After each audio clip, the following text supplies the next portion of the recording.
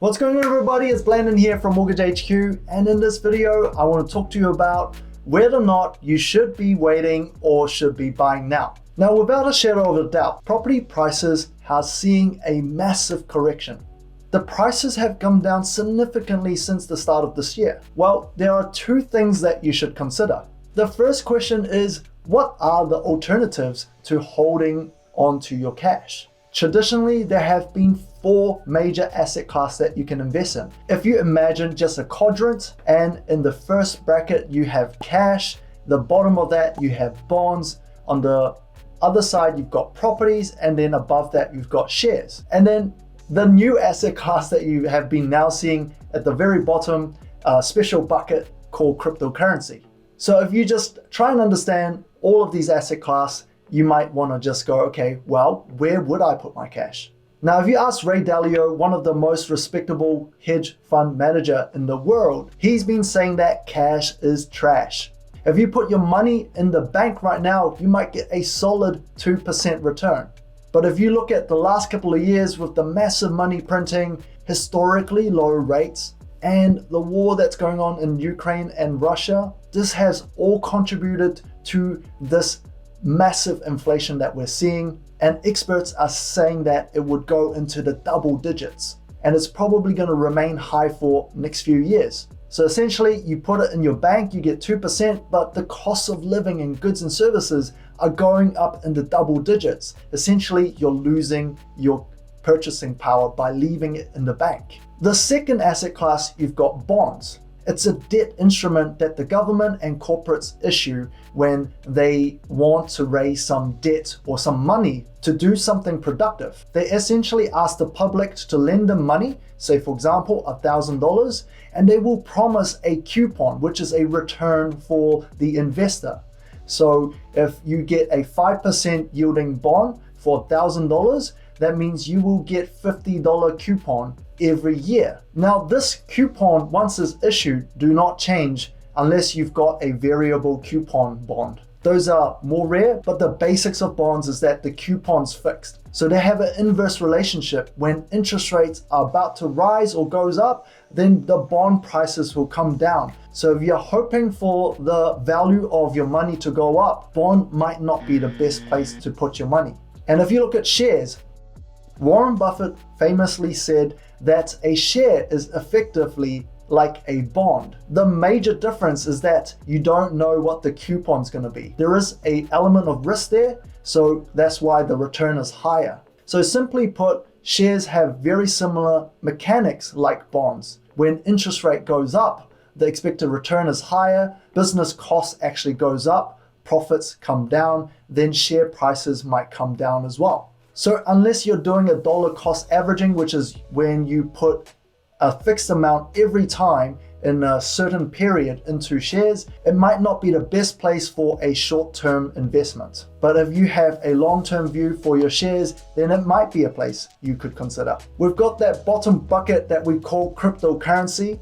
Some people call it gambling, but I have no doubt lots of money to be made there. We have certainly seen clients see a lot of success in cryptocurrency, but can one confidently say they understand the fundamentals of what makes a good cryptocurrency? That leaves us with the fifth and last asset class, which are properties. Let's face it, prices have already come down about 10% since the beginning of the year. In the last 12 months, properties have been overvalued. If you refer back to history, 2008, at the worst, property prices have come down close to 10%. It actually took 3 years before it regained its nominal value. Now, interestingly enough, if you bought at the bottom and held on for the next 10 years, you would have seen your property price doubled.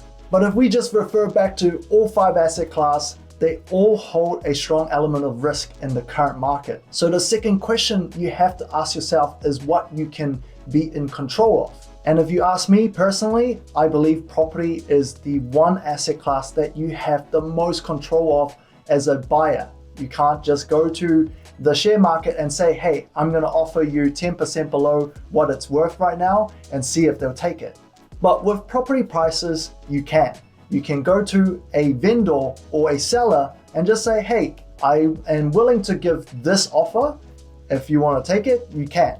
but if not, no big deal. And so with properties, you can control how much you pay and what you buy. And there are 3 things that you should look out for when you buy properties in this current market. The first one is to buy fundamentally sound properties. What do they look like? Well, if you have been on this channel, you'll understand we always preach 3 C's. Capital gains. What kind of properties have good capital gains? Usually it's related to the piece of land. Capital improvement. What could you do to this property so that you can add value, spend a bit more money, and then increase the return on investment? And cash flow. What sort of metrics should you go for? And try to look at comparative analysis for the same type of property in the same area. Now, if you want to learn about the fundamentals of what makes a good property investment, check out our Property Accelerator course at mhq.co.nz. It's only $399. It's an online self-learning course. Could be the best investment that you can make in 2022. Warren Buffett once said, it's better to buy a great company at a good price than it is to buy a good company at a great price. This should be the same principle you apply with properties. And that's why the fundamentals are so valuable. The second thing you should consider buying properties in this current market is understand how you can buy undervalue. The first one is that you should be an expert in the suburb that you're buying or the city that you're buying. That's usually a lot harder. I like to focus on suburbs. Simply put, hawk those locations that you're buying so that you know when the good deal is coming on the market. Secondly, you can also negotiate. When there are uncertainties in the market, it is a lot easier to negotiate a good deal.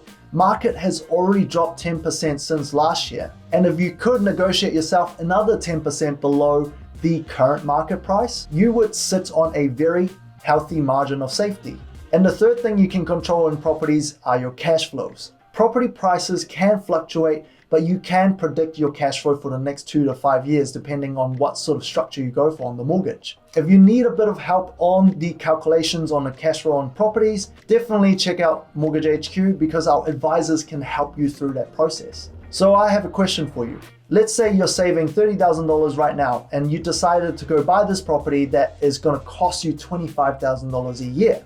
However, you know that you bought it well under market value, it's got a very healthy margin in there, and it ticks all the boxes for good fundamentals, and it's going to give you above market return in the long run.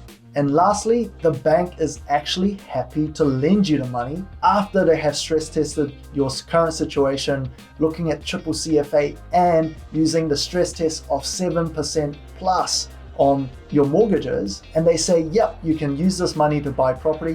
Would you still rather just sit on your cash or make use of this opportunity?